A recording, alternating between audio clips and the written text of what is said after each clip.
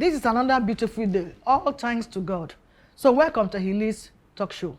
Vivid View. Say and do it. Don't be a has been, be a will be. Say something, somebody. My name is Most Mark David. Don't be a has been, be a will be. There is this popular say in Pidgin that I get am before no be property. So in my own opinion, I believe that there is much to gain, greater things, if one is ready to take adventure. Thank you. My name is Moses Mosu. Don't be a has been, be a will be. I think this simply means that you should not continue to bask in the glory of your past achievements or mourn and continue to grieve in your past losses. But you should always understand that life gives us an opportunity to explore, learn more things, achieve more, and even when you lose, learn further. Thank you. Thank you so much for your wonderful contributions. That is what it is. Do not dwell in the past. You know, so many people, I was this before, I was this before. No, that's not what it is now.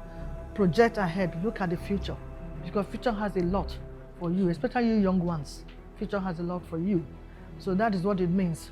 Just make sure that you, but I like how my brother would say, if you are willing to, you will get, you will be able to. So be willing to be what you will be. And forget about the past. The suffering from the past, all your struggle and those ones, put them behind you and look ahead. I think that's what God actually wants us to do for those of us that are Christians. So, Paul said that I don't look things that are past. I have to look forward for things that are ahead of me. So as youths, look forward more. Forget about all the things or the challenges you have in the past, or even what you achieved in the past. You can still do better in future. All right, having said this, we go straight to the business of the day.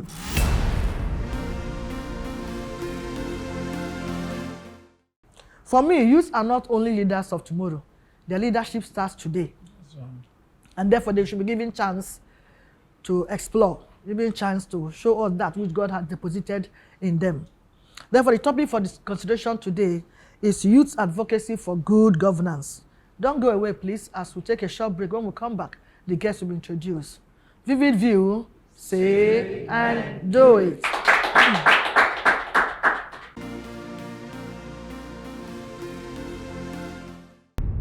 Welcome back. In case you're just joining us, the topic again is youth advocacy for good governance.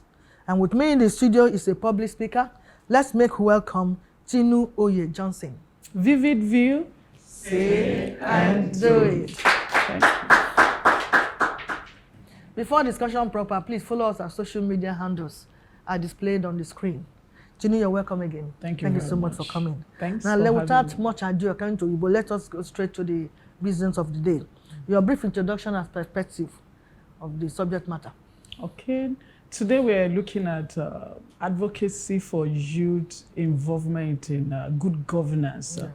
I think it starts with the mindset of the youth and the mindset of the general populace, the belief system, the way we perceive things, the way we perceive issues, the way we respond, the way we react.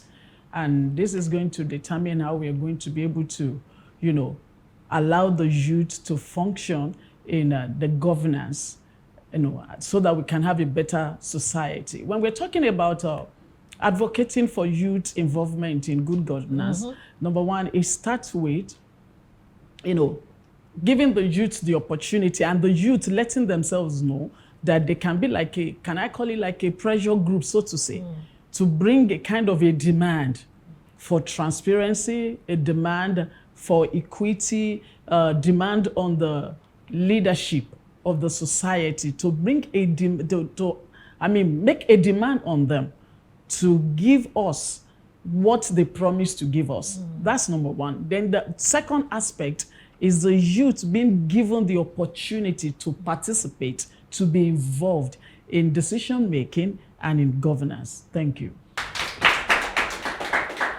And the youth themselves should make themselves available as well. Because you can't just say youth lead and nobody is ready.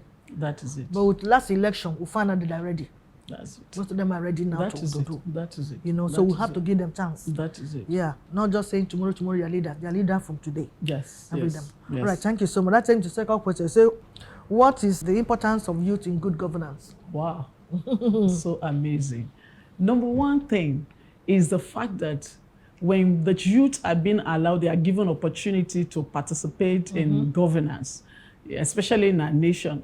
One of the things that will happen to the youth is this mindset of when you believe that it's like you own it, you'll be able to, when it makes you feel like this is my thing. I'm part of the process, I'm involved, I'm not being left behind, I'm not being seen as somebody who is not, who is not qualified to give advice, to be part of decision making. But when I know that I'm being valued, my viewpoint is being valued, I'm being seen as one that can contribute, I'm being seen as somebody that can make impact. It's like, I feel it's like my thing. And definitely it's going to reduce this mindset and mentality of our youth. Everybody wants to japa now because they just feel that they don't belong here. This is, I don't belong here. We won't be given a voice. We will not be listened to. So when youth are being allowed to be part of governance, there's this sense of ownership. And you know something, when something is your own, there's a way you treat it. There's a way you handle it. There's a way you defend it. There's a way you fight for it. And number two also, that when youth are being given that opportunity to participate, one another importance of it is the fact that it's one thing about the youth that we notice is that youth are more open to new innovation. They are open to new ideas, new ways of doing things.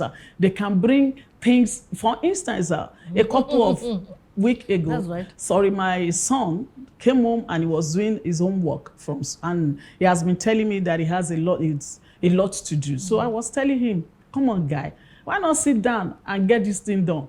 And the guy said, Mom, don't worry, I'll finish it in some. And what did he do? He went to AI, artificial intelligence. And I sat beside him and I saw when he typed the question, and I was looking like this. I said, wow, this is something you have to be doing research.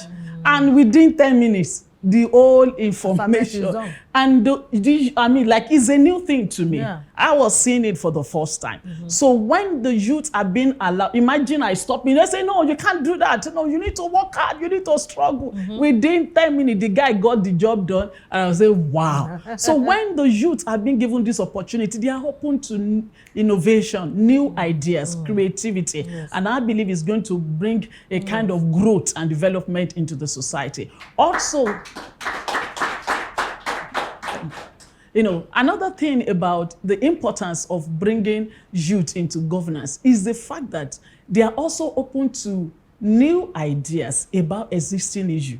For instance, there's a problem that we've been solving. There's a way we've been doing it, like the illustration I just gave now. But it's an existing issue. It's a different ballgame talking about when you're talking about new invention, innovations. But this is something that has been existing. We've been having these challenges, we've been having this problem, and this is the usual way we've been doing it. But now, youth are more open to new ideas, the new way of solving existing problem. And so they should be given, they should be listened to. We should be willing to listen to them. Also, youth are more active. They have this energy. Of course. They have this energy. And they can be able to, get complex issues sorted. They can do so many things at the same time. And so I think these are the things that we also need to take advantage of. Exactly. What certain things we elderly ones find difficult, just the scenario you just gave now, is it's very easy for them. That's it. So we really need to. And one of the things they do is, like you already mentioned, we should give them opportunity to make decisions, to organize, to plan, and to communicate. That's it. That's how, if we do that, we'll find that Nigeria will be better. They try this time, they really try this time. But the power that be, suppress them. But I know we'll get there someday. That is it. All right, we'll take a break now. Vivid View. Say and do it.